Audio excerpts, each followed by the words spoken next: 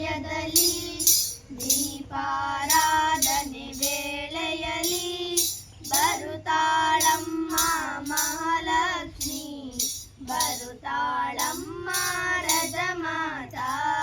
ಸಾಯಂಕಾಲದ ಸಮಯದಲ್ಲಿ ದೀಪಾರಾಧನೆ ವೇಳೆಯಲ್ಲಿ ಬರುತ್ತಾಳಮ್ಮ ಮಹಾಲಕ್ಷ್ಮಿ, ಬರುತ್ತಾಳಮ್ಮ ರಜಮಾತಾ.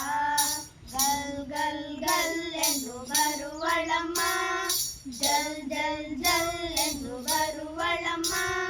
ಕುಣಿಯುತ್ತ ನೆಲೆಯುತ್ತ ಬಾರಮ್ಮ, ಬಾರಮ್ಮ ತಾಯಿ.